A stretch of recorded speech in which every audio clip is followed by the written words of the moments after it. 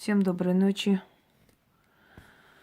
Сегодня я буду продолжать уроки колдовства, как и обещала. Сначала буду разъяснять теорию, потом перейду к практике, к ритуальной части различных аспектов магии. Сегодня с вами поговорим о некромагии. Некро – мертвые. Слово некрополь, я думаю, всем знакомо, да? Дословно переводится как мертвая башня, а вообще как место захоронения. Некромагия – это особая часть магии. До этого называли некрологией, но через некоторое время стали называть некромагией. Я, в принципе, тоже называю некромагией, потому что это особая магия. Сейчас я вам разъясню, в чем прелесть этой магии, если так можно сказать, в чем отличие, что это за направление. Казалось бы, я вам уже объясняла кладбищенскую магию, да, погостную магию, как работать с миром мертвых, как работать с кладбищенской землей, как работать с энергией кладбища, погоста, старого кладбища, как работать со свежими могилами, недавно захороненными, что для чего предназначено и прочее. Некромагия немного, не скажу, что особо отличается, но некромагия – это вообще работа с мертвыми силами, с разрушительными силами. И не только на кладбище, не только на погосте, но и везде и всюду, где бы ни находился практик. То есть это вызывание мертвых сил себе домой, это отправление мертвых сил по определенному направлению, это работа и с кладбищем, и с местами заброшенными, скажем, гиблыми местами. Это работа с душами утопленных, повешенных, убитых. Это работа с неупокоенными душами. Это работа с нехорошими квартирами и домами, откуда нужно их изгнать, либо попросить уйти, либо с ними договориться и прочее. Некромагия – это особая стезя магии, она очень опасна и дается не каждому. Как бы я сейчас не пыталась вам объяснить, я могу сказать, что практики за всю свою жизнь могут освоить, скажем так, черное ремесло, могут освоить погостную магию, могут освоить работу со стихиями, работу с богами и прочее, прочее. И это со временем будет приходить, усиливаться. Кладбищенскую погостную магию, да, уже называла, работу с духами, работу даже с демонами намного по сравнению с некромагией легче, намного легче как бы усвоить и понять, и использовать, чем некромагию. Вообще, если вот так вот коротко вам сказать определение, да, более подходящее для этого дела, некромагия, и которое чаще всего звучит, сейчас передам, как бы это определение дал Яков Брюс, один из известных чернокнижников XVIII, кажется, века. От него артефакт «Сатана», я уже рассказывала. Так вот, он исчез. Говорили, что он настолько был черный человек и настолько был сильный колдун, что говорят, что сатана его забрал. Он куда-то исчез. Его тело и его могилы до сих пор не существует. Хотя он был один из самых богатых чернокнижников. Он имел несколько особняков в Москве, в Петербурге. К нему приходили в его салон магии, приходили известные личности. Он делал очень зловещие, очень сильные ритуалы. То есть его сила была практически очень велика. И вот его определение о некромагии. Некромагия – это магия, имеющая особый дар, заключающийся в умении черпать силы из разрушительных процессов. Некромаги не темные маги, они еще хуже. Вот это определение Якова Брюса. То есть черпать силу, черпать определенную определенную выгоду из разрушительных процессов, некротика, умирающих процессов, процессов смерти, процессов как бы отсечения, да, выпадения лишнего, ну, уже устарелого и прочее, прочее, которое находится во Вселенной, в природе. Хочу вам сказать, что это работа с мирами духов, это работа с мертвецами, это работа с душами, это работа со стражниками, это работа с гиблыми силами, которых, в принципе, полно и много в окружении человека, занимающегося вот этой стезей магии.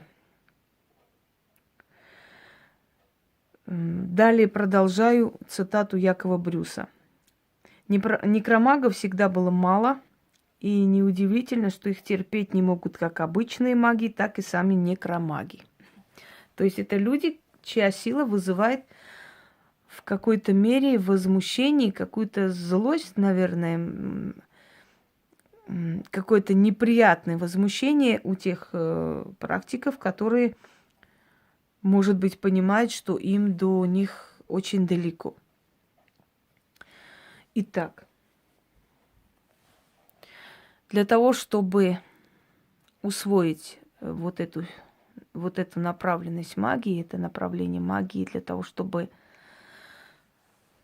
суметь в этом направлении работать, для начала нужно очень долго и очень кропотливо изучать законы, связанные с некромагией. Если кто-то возьмется за это как бы быстрым темпом, будет очень сильно наказан, поскольку силы, которые находятся рядом с некромагами, они не терпят ошибок, они за ошибки наказывают жестоко, жестко, вплоть до того, что могут забрать жизнь. Начнем с того, что основная работа некромагии – это связь с потусторонними силами. Итак, вызов духов, медиум отчасти входит в некромагию, хотя медиумами могут быть и как бы люди с меньшей силой. У них хватает силы, возможности быть медиумами. Медиумы – проводники, то есть проводники послания сил через себя, да, человеку. Что хотят сказать духи? Вызывать мертвую душу и спрашивать о чем-либо. Там родственники хотят узнать, еще кто-то и прочее. Некромагия имеет определенные жесткие законы и каноны, которые нарушать нельзя. Например, есть определенное время суток, когда нужно идти для определенной работы на кладбище. Если вы не уверены, что вы осилите, что вы сможете вызвать какую-то душу, в основном некромагия работает с неприкаянными, со злыми силами, я вам скажу. Потому что основное количество ритуалов, основное количество, то есть работ, которые выпадают на некромагию, и это вызов злых сил. Это вызов не самых добрых сил, это вызов неприкаянных мертвых душ и прочее, прочее. Ну, например, для того, чтобы снять с человека, скажем, одержимость или отсечь связь с определенным демоном, который мучает человека, лучше пойти на кладбище, на старую могилу, старую часть кладбища, там, где обитает именно погостный дух, стражник могил, который сторожит, который охраняет покой мертвого мира. Да? Если делается порча, то лучше сделать на свежей могиле, потому что мертвая душа привязана к своей могиле до года, а может и больше. До того момента, пока тело не разложилось. Когда тело начинает распадаться, вот тогда душа уходит. Именно по этой причине умирали профессора, там ученые, историки, археологи, которые раскрывали гробницы фараонов.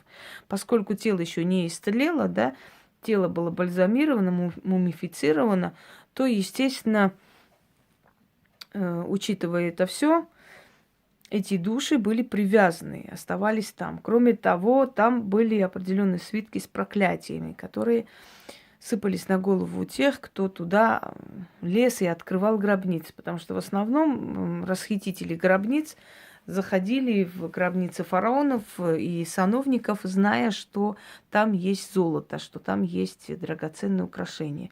Вот по этой причине. Для того, чтобы на их головы сыпались все проклятия, как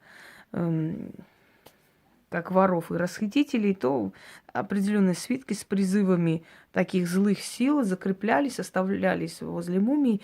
И любой человек, который заходил туда и открывал это, получал на свою голову эти проклятия.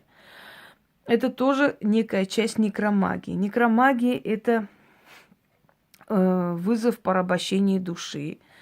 Это вызов души в мешок, я показывала. Вызов души в сундук, есть такая магия. Это определенное получение силы от кладбища и от ушедших. Ну, например, если некоторые там смотрят на темных таро, они уносят это таро, оставляют некоторое время на могиле, то есть там закрывают как-то, чтобы никто не забрал. Или если есть такое заброшенное кладбище, куда мало кто заходит, и тем более мало кто будет искать это, маскируют, закрывают на некоторое время, а потом забирают.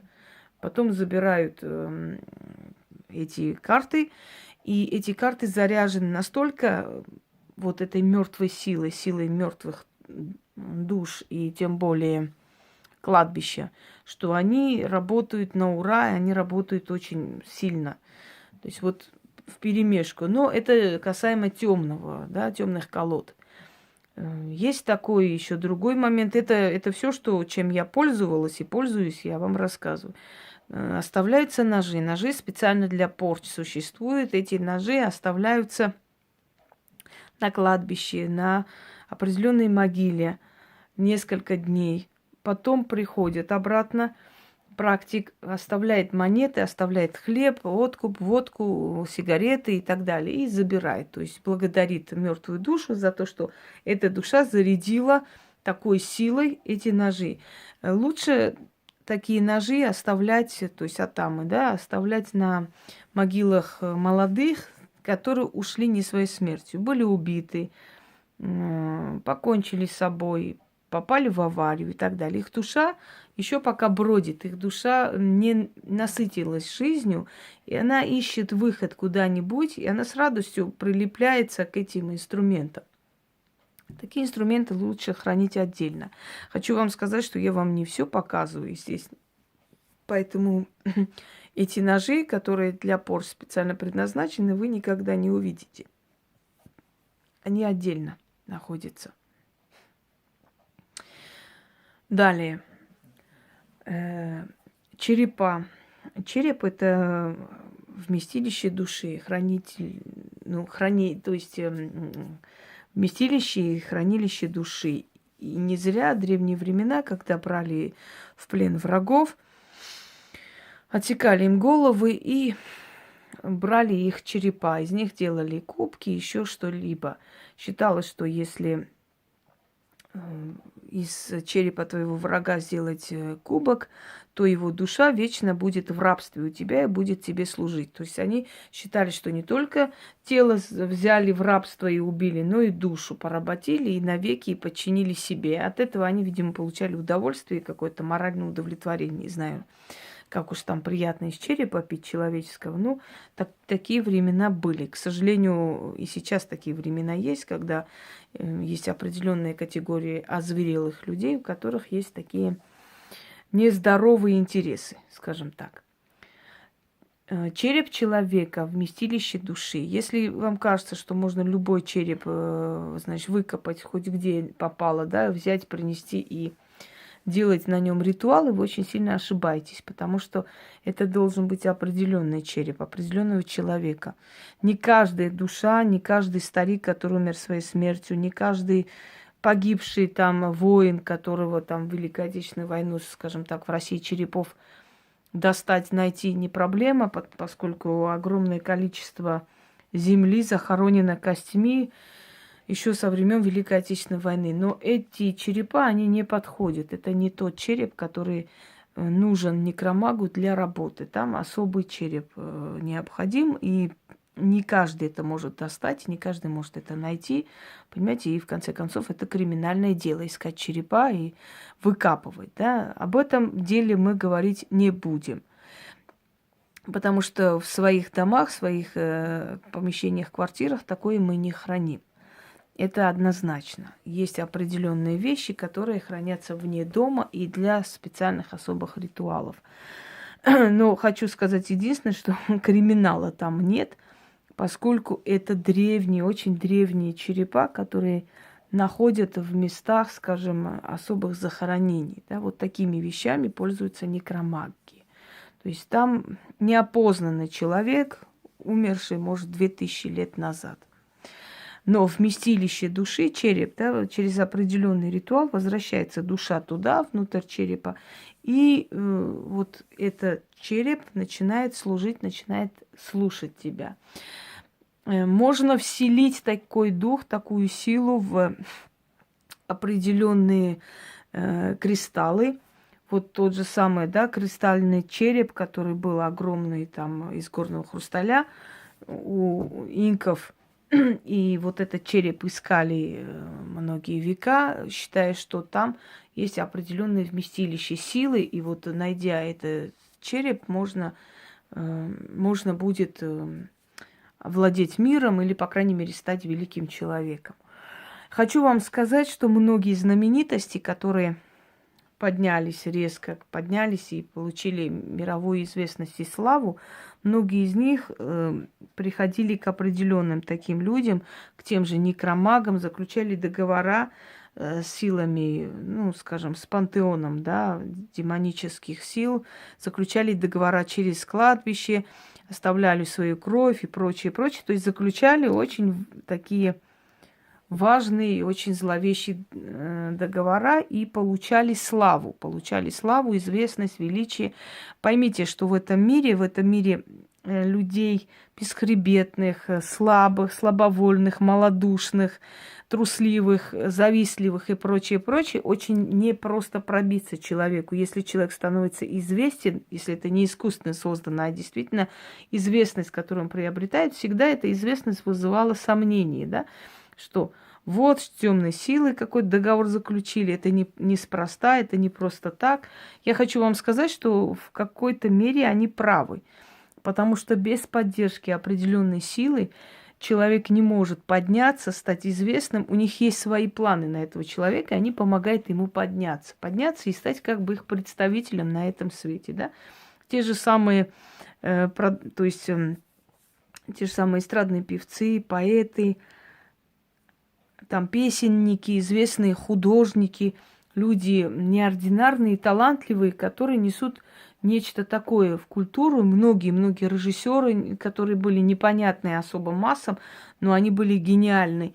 То есть они несут некую такую информацию, некое послание именно от тех сил, которые их подняли на этот уровень и помогли. Многие женщины не очень, скажем так, идеального поведения со временем становились императрицами, становились царицами, становились королевами и прочее. Как они подняли, не имея ни красоты, ни таланта, ничего, остается загадкой.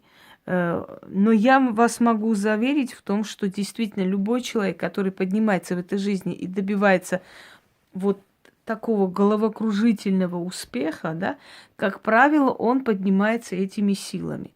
Если он нарушает контракт, то есть если он начинает отходить в сторону, если он перестает служить искусству, если он отдается кутежам, там, если он отдается пьянкам, отдается своим телесным каким-то радостям, со временем они очень плохо заканчивают, и у них жизнь трагически обрывается. Да? Мы уже знаем, что эти кумиры уходят молодыми, как правило, или не совсем молодыми, но трагически уходят. Уходят они не очень хорошо, то есть плохо заканчивается их жизнь. Почему? Потому что их миссия была служить этим силам, отдавать энергию публике, массы. Вот когда, например, та же самая прекрасная Роми Шнайдер, которая была просто рядовой актрисой, некой такой булочкой, такой кругленькой девушкой, которая резко стала светской дамой, поднялась и до самых великих вершин, когда ее смотрели, и вот миллионы зрителей ахали, охали, и они мечтали о ней. Вот это вот, вы знаете, вот этот избыток энергии, вот это сексуального желания, вот эти все вот это все питает вот ту силу, которая помогает определенным людям подняться. И вот когда она отдалась кутежам, когда она отдалась там любовным приключениям, выходила, то разводилась, то прочее, прочее, они начали ее наказывать. Сначала погиб ее сын, да, ну, до этого Ален Делон предал, скажем так, использовал ее. То есть она отдалась любви, а значит, она в какой-то мере предала эти силы, да, она, скажем так, поставила их на второй план. И мужчина, ради которого она как-то и отодвинула эти силы в сторону, ее предала, ее проучили один раз, она не поняла. Второй раз ее проучили тем, что ее сын погиб.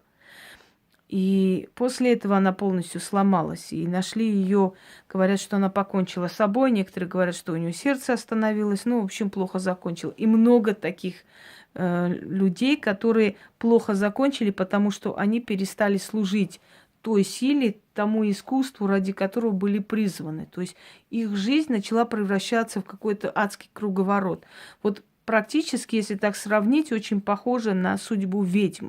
Та же самая Айседора Дункан, которая начала отдаваться там своим телесным утехам, начала забывать о том, для чего она пришла в этот мир, для чего ее подняли, да. И наказание было то, что ее двое детей утонули вместе с няней. Очень страшно, и вот так утонули, когда машина скатилась и упала в реку Сена. То есть ее проучили, ей сказали: остановись и вернись, и начинай далее нам служить. Мы для этого тебя поднимали. То есть я это рассказываю для того, чтобы вы имели представление, что такое вообще магия, что такое некромагия и что за силы над нами вообще существует, и кому мы служим. И легко ли как бы отдаваться вот некромагии. Поэтому те, которые хотят быть некромагами, вы не думайте, что некромаги — это те, которые работают с погостом. С погостом работают все. Все маломальски профессиональные практики работают с погостом, с духами, силами, со стихиями, с богами, с черными богами, там боги Нави, Яви и так далее. То есть те боги, которые находятся по черную сторону хаоса, те, которые находятся по светлую сторону хаоса и так далее. Все. Со временем постепенно идут к этому практически все. Кто-то не так профессионально, как другие, да, кто-то более сильный, больше знает, кто-то ведет вперед, кто-то этим пользуется и с благодарностью это все берет и развивает и так далее. Но вот именно в некромагию, чтобы войти и чтобы отдаться этим силам окончательно, вот судьбы тех людей, которых я перечислила, их миллионы таких судеб. Вот именно эти силы, которые так безжалостны, которые ревнивы, которые собственники и ведут некромагов. Поэтому со временем те, которые занимаются некромагией, те, которые обращаются к мертвым силам, к силам, скажем так, более такого, знаете, хаоса, такого углубленного, уже глубже не бывает в эту тьму, со временем их психика меняется, со временем они сами становятся такого же типа безжалостные и спокойно, равнодушны. Они замечают, что они перестали вообще любить и ненавидеть, у них чувства улетучились полностью к любой ситуации, к любому человеку. У них начинается ровный расчет, спокойствие. И в отличие от мертвых сил, которые когда-то были живы, некромаги становятся мертвыми во всех отношениях. То есть таких людей вывести из себя, таких людей как-то сломить, таких людей как-то напугать, ну, практически невозможно. Тем более человек, который верит в загробную жизнь, который верит в существование души, знает, что те, которые уходят от него, всегда с ним, то есть он соединен с ними в любом случае невидимой сетью, то есть нитью, извиняюсь, поэтому особо не переживает по уходу этих людей. Люди, которые исчерпали себя с дружбой, то есть в дружбе, которая была, может быть, даже многолетней, тоже уходят и очень легко отпускаются этим человеком. То есть этот человек становится, ну, полностью вот подстраиваться под этот мрачный хаос. С одной стороны, конечно, это хорошо, когда ты понимаешь, что ты уже становишься в один ряд с мертвым миром. Хорошо в том смысле, что ты уже, то есть мертвого напугать смертью смешно, правда ли? С другой стороны, хорошо, что они тебя защищают, объясняют, приходят и прочее. Но для того, чтобы тебя приняли, знаете, требуется много лет практики, огромная осторожность. И не всегда получается так, что тот человек, который хотел бы или хочет, или занимается этим всем, заканчивает хорошо. То есть, если тебя в начальной стадии приняли, значит, все нормально. Если не приняли, значит, будет разрушение твоей жизни и судьбы, но ты не можешь изначально понять, примут тебя или нет. То есть вот в этом и состоит опасность, что сразу никто не понимает, некромагия для него или нет. Пробует, затянула, потом раз, и вот очень плохо закончилось, да? Пока ты очухаешься и поймешь, что это было не для тебя, оно тебя накажет. Поэтому подумайте много раз, нужно ли соприкасаться вот этой сферой магии. Хотя эта сфера магии очень сильная. Она очень сильная, она одна из самых сильных. Далее вызов душ. Вызов душ к себе домой. Заключение определенных договоров с душами. Потом разговор с ними. Выход такого открытого диалога с ними. Да, ощущение их. Ты уже начинаешь чувствовать, какая душа, какой жизнью жила. Ты чувствуешь их, эти все страхи прижизненные. Иногда даже бывает такое состояние агонии, мы очень сильно это чувствуем. Когда в мире происходит или должна происходить какая-либо катастрофа, ужасно мы себя чувствуем. У нас головные боли, у нас плохое настроение. Через некоторое время мы узнаем, что что-то случилось. То есть наша сущность, она соединяется вот с этим, как бы сказать, знаете, чтобы понять не было, с этой сетью мировым, с вот этим вот, мировой сетью вот этих ощущений, вот этих чувств, вот этих всех, как бы, информационных вот этих всех слоев. То есть все, что происходит или должно происходить, заранее чувствуется нами. На нас идут эти волны, эти вибрации. Мы это все выхватываем, мы это все чувствуем, но в то же самое время очень страшно, потому что ты как бы, практически переживаешь вот эту агонию, предсмертные страхи, ужасы и прочее, прочее. Я как-то уже рассказывала, что я 5:30 легла и проснулась минут через 15 от страшного сна, хотя сон не был страшный, но мне стало плохо, мне стало жутко от того, что я увидела, как женщина собрала цыплят, собрала в охапку и унесла. И я спрашиваю, куда ты идешь? Она говорит, я их забираю.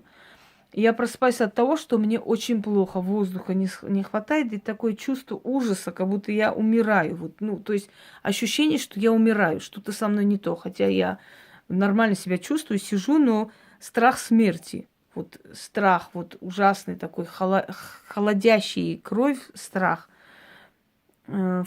Подумала, может быть, дома у нас что-то случилось. Звоню, все хорошо. И через некоторое время я узнала, что в это время из радаров пропал самолет в Египте, который упал, разбился. Понимаете? То есть вот эти крики, может быть, вот эти предсмертные агония, вот этот страх и ужас тех людей, которые падали, передалось как-то мне. Я это почувствовала. И я проснулась. Вот вы представьте, каково вот это все чувствовать. Дорогие друзья, на самом деле, может быть, кто-то думает, что мы совершенно не слабые люди, мы очень сильные люди, это все переносим. И я почему объясняю, говорю вам, чтобы те, которые стремятся в магию, знали, что это такое, что это тут конфеты не раздают.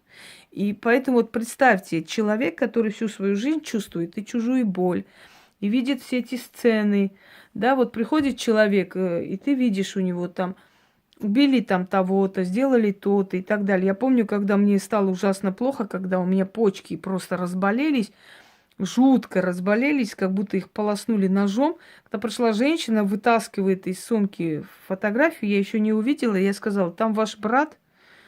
Она говорит, да. Я говорю, а что такое? Его на органы пустили или что? Она охладела, у нее руки начали трястись. В общем, она сказала, что у нее были такие подозрения, хотела удостовериться, потому что его нашли ни с того ни с сего в каком-то морге. У него не было внутренних органов. Это объяснили якобы тем, что как бы его, скрыли. Но это вызвало у нее подозрение очень со временем. То есть они так и не поняли, что случилось, и она пришла за ответом. Но когда она сидела, и он только стала вытаскивать фотографии, у меня жуткая режущая боль в почках началась, понимаете? То есть мы вот чувствуем все, что испытывал человек до своей смерти, все, с чем пришел тот человек к нам и прочее. Это все вот это все отчасти называется некромагия, то есть ужасно сильная связь с таким мертвым миром и миром сущности не самых добрых, самых таких, зловещих и, как бы сказать, отвечающих за вот это все, за хаос, за страхи людские. То есть мы находимся на том измерении, где начинаются человеческие страхи, где начинаются ужасы человеческие, сны кошмарные, где начинается вот эта территория вот этих зловещих сущностей. И вот со временем мы начинаем из этой разрушительной, страшной силы черпать энергию, силу для себя и переворачиваем как бы в свою пользу вот эту страшную энергию. Это очень страшная разрушительная энергия, и сыпется жизнь. Если ты не научишься с ними работать, то беда, ты вообще в лес непонятно куда, еще неизвестно, сможешь ли отделаться легко и уйти.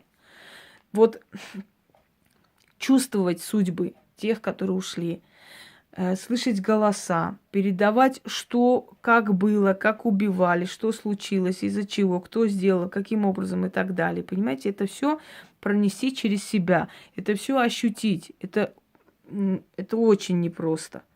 Поэтому те, которые хотят в некромагию, должны знать, что некоторое время вам потребуется очень много здоровья, очень много сил и нервов, чтобы перестроить свою энергию и работать с некротикой.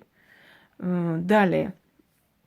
Что касается мертвых частей тела, да, части животного мира, там лапки, лисьи, еще что-то, еще чего-то. Это, да, это имеет какое-то отношение к некромагии, но это больше относится и к шаманизму, относится и к чернокнижью, относится. Это не обязательно некромагия, мы имеем дело с душами все-таки. Есть какое-то, да, связующее звено, может быть, одежда, вещи, там, фотографии и прочее, прочее, но когда ты развиваешь в себе это настолько уже усилено, что ты на расстоянии это видишь. И тебе на расстоянии эти мысли передаются, тебе это все передается. Потом, почему, скажем так, ведьм злить не рекомендуется? Любой человек, который злит ведьму, должен знать, что те мертвые силы, которые вокруг ведьмы, они питаются ее энергией. Вот и мертвая сила, и ведьма, они усиливаются за счет черной энергии. Вот как, например, цветок дышит углекислым газом, да, и нам передает кислород. Вот то же самое ведьма. Вы живете чистой энергией, чтобы усилиться, а она проглатывает вот эту вот отрицательную черную энергию. И от своей энергии делится, отдает мертвому миру, тем душам, которые вокруг нее. Когда ее злят, у нее отключается вот этот отток энергии, и вот эти мертвые души несколько дней, может быть, несколько часов или недель, смотря сколько, насколько вы ее разозлили, могут лишиться вот этой подпитки от нее. И они уже могут сорвать всю свою злобу на человека, который ее вывел. То есть они могут сорвать свою злость на этого человека, потому что они лишились из-за этого человека подпитки от ведьмы. Они могут накинуться на этого человека, сожрать его энергию. Поэтому и говорят, что если ведьму обидели, да, наказываются, то есть есть силы, которые наказывают. С одной стороны, это так и есть, да, силы, которые наказывают. Люди, которые мне пишут оскорбления, это им на заметку пишут оскорбления, думаю, что нет ни их фотографий, ни имени, я ничего не сделаю. Учтите, каждое ваше оскорбление и слово, да, грязное в мою сторону, просто так, ради кайфа, будет очень страшно отражаться на ваших близких и родных. Это вы учтите, когда вы заходите к таким людям, как я, и пишете, и думаете, что вы отделались легко, то вспомните, в моей жизни было много случаев, когда звонили, я говорила о нескольких случаях, когда позвонили и просили прощения, потому что у них начались жуткие проблемы. Девушка, которая все время писала мне гадости, сказала, что очередной раз, когда открыла компьютер, что-то мне написать, люстра упала, разбила компьютер вдребезги. Хорошо, что не ударилась об ее голову. Следующий человек сказал, что ночью мать чуть не умерла, задыхалась, еле спасли. После этого она перестала мне писать вообще. Извинилась, и больше я ее не видела. Вот это и есть некромагия, когда рядом находящиеся мертвые души, для которых нет пространства, для которых нету преград, совершенно. Они всех видят, они всех вычисляют. Они сразу начинают жрать любого человека, который близко к ней подходит, который ее злит, выводит. Они обязательно накажут. Это 1000000%, потому что ты их лишаешь подпитки. Ты ее выводишь, и она их не питает. И они начинают тебе мстить. Мстить тому человеку, тому источнику причины, из-за которой они ходят голодные. Итак, дорогие друзья, некромаги – это те практики, которые могут разрушительную силу темных сил, темных, очень злых сил, то есть это уже сфера вообще злых сил, обратить себе в пользу, использовать это как для добрых дел, так и для злых дел и прочее. Некромагия – это очень серьезная стезя магии. Думайте миллион раз до того момента, пока решитесь заняться некромагией, потому что некромагия ошибок не терпит. Это все связано с мертвым миром, с миром непрекаянных душ, с миром темных духов и прочее, прочее. И со временем ваша энергия полностью будет под это подстраиваться, это тоже учтите. Вы становитесь другим человеком. Вы будете жестче, жестокие, может, где-то бесчувственные, и прочее, прочее. Может, кого-то это привлекает, но я считаю, что не каждый выдерживает и выдержит такой натиск, такой пресс, не каждый выдержит. Это не просто вам, знаете, человеческая там болтовня и разговор. Это влияние, это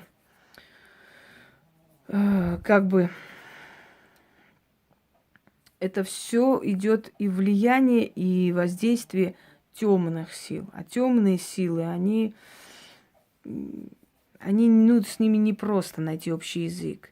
И тебе нужно просто преданно служить и идти к этому. Поэтому, если вы не уверены в себе, если вы не уверены, что у вас есть столько времени потом заниматься этим, постоянно это изучать, повторять, усиливать себя и приучать свою энергию к мертвым энергиям, если вы в этом не уверены, вообще за это не беритесь. Но я со временем начну вам показывать и дарить ритуалы, связанные с некромагией в том числе. Хотя я дарила.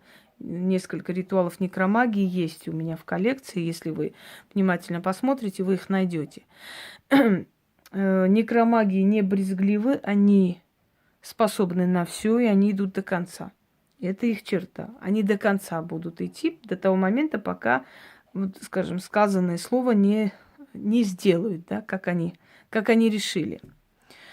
Итак, я думаю, что на этом пока достаточно. И скоро я начну уже переходить от теории к ритуалам. Но прежде я просто решила, что нужно это все объяснить, проявить, выяснить. Только после этого перейти к практической части. Всем удачи!